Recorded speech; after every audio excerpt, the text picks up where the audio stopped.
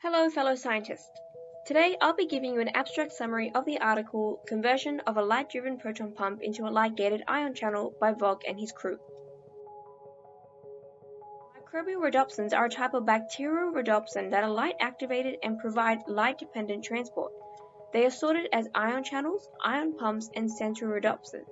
They can be used in optogenetics as neurosilencers and fluorescence-based voltage sensors as they have ion pumping activity.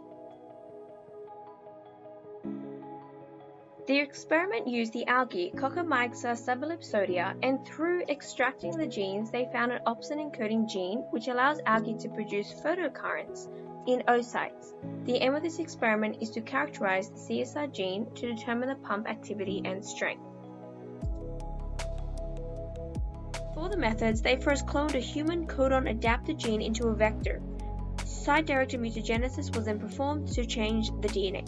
Electrophysiology was undertaken with oocysts to express the microbial rhodopsins. Culturing and confocal microscopy along with patch clamp techniques were undertaken. Molecular dynamics simulations were taken to find the good structural properties of the channels, and water distribution and in-depth structural analysis was undertaken through computation.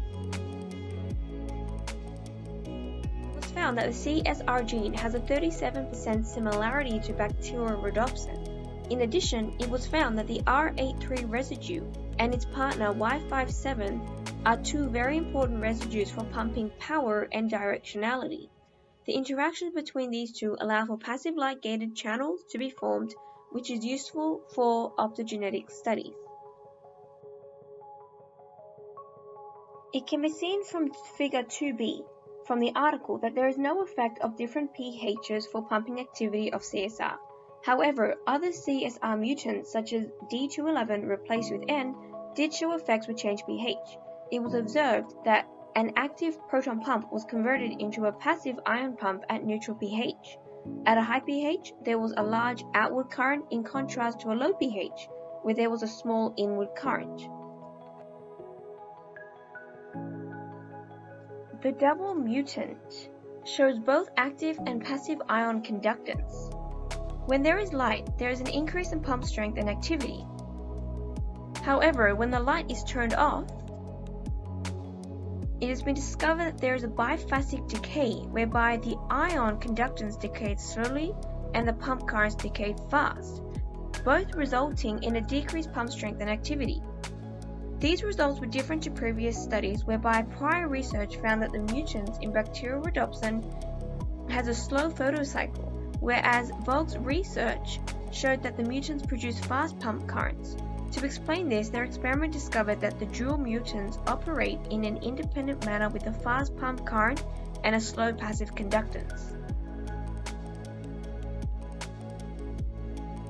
Through the MD simulations, it can be seen that there is a proton transfer pathway between the two mutants, causing water invasion. In addition, as the water chain forms, the mutants gain the ability to conduct protons. This experiment was consistent with previous studies. So, what can be concluded from this study? Well, it was found that there are three important elements for the functioning of a light-driven pump. These include an active site, a proton release pathway, and a shift-based reprotonation. It was also found that if any one of these elements were affected, this will cause a negative effect to the pumping activity, strength, and directionality. It was also found that changes in pH were not significant for the CSR gene, but they were significant for the mutants of the CSR gene. With the use of light and the formation of a water chain, the function of the proton pumps were increased, therefore allowing transfer of protons. With the various different types of CSR mutants, it was discovered that they all have different functions and can all aid in the proper functioning of the proton pump. They can come together and work with interactions, or they can work independently.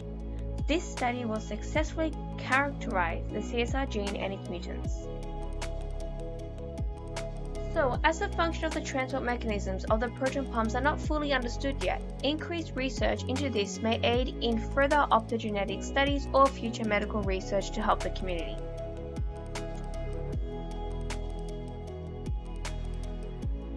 Thank you for watching this video abstract. I hope you enjoyed it.